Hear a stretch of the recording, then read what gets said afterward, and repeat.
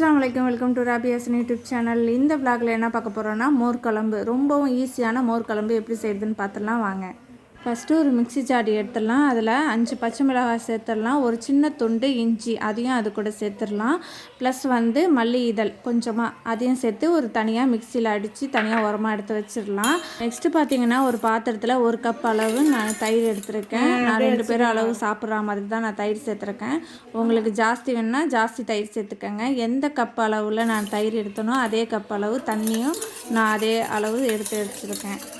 இதை நல்லா மிக்ஸ் பண்ணிக்கலாம். இந்த தண்ணி தயிர் ரெண்டும் நல்லா மிக்ஸ் பண்ணிக்கலாம். அது கூட ஒரு சிறிதளவு உப்பு, ஒரு சிறிதளவு மஞ்சள்தூள் சேர்த்து இன்னும் நல்லா மிக்ஸ் பண்ணிக்கலாம். அவ்வளோதான். இதையும் தனியாக ஒரு இடத்துல வச்சிடலாம். நெக்ஸ்ட்டு பார்த்திங்கன்னா நம்ம ஸ்டவ் ஆன் பண்ணிடலாம். அதில் ஒரு பாத்திரத்தை வச்சுட்டு 2 ஸ்பூன் ஆயில் சேர்த்துடலாம்.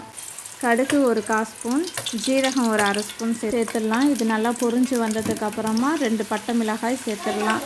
அது கூட சிறிதளவு கருவேப்பிலையும் சேர்த்து நல்லா பொரிஞ்சு வரட்டும். கடுகு ஜீரகம்லாம் நல்லா பொரிஞ்சு வந்ததுக்கப்புறமா நம்ம மிக்ஸி ஜாரில் அரைச்சி வச்சுருந்த விழுதை இது கூட சேர்த்துடலாம். இந்த விழுது பச்சை வேகம் போகிற வரைக்கும் நல்லா வதக்கணும். வதக்குனதுக்கப்புறம் ஆல்ரெடி நம்ம கலக்கி வச்சுருந்த மோரை இது கூட சேர்த்துடலாம்.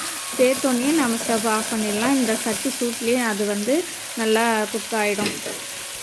மோர் நம்ம தாளிச்சதுக்கு அப்புறமா ரொம்ப ஹையில் நம்ம குக் பண்ணக்கூடாது.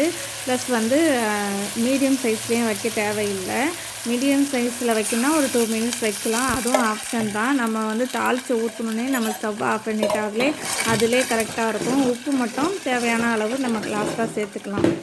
என்ன குழம்பு வைக்கிறது அப்படிங்கும்போது இது நம்மளுக்கு ஒரு கை கொடுக்கும். ஏதாவது ஒரு நாளில் இந்த மோர் குழம்பு வச்சு சாப்பிட்லாம். வெயில் நாளில் ரொம்ப நல்லது இந்த மோர் குழம்புலாம் வச்சு சாப்பிட்டா. இதோட சைட் டிஷ்ஷுன்னு பார்த்தா பொட்டேட்டோ தான். நெக்ஸ்ட்டு பார்த்திங்கன்னா நான் வெண்டைக்காவும் சேர்த்துருக்கேன். வெண்டைக்காய் பொரியல், உருளைக்கிழங்கு வறுவல் எடுத்திருக்கேன். ப்ளஸ் அப்பளம். இதுவே சூப்பராக இருக்கும் மோர் குழம்புக்கு. இப்படி தான் எனக்கு மதியானம் லஞ்ச் போச்சு. நீங்களும் கண்டிப்பாக இந்த மோர் குழம்பு ரெசிபி வீட்டில் செஞ்சு பாருங்கள்.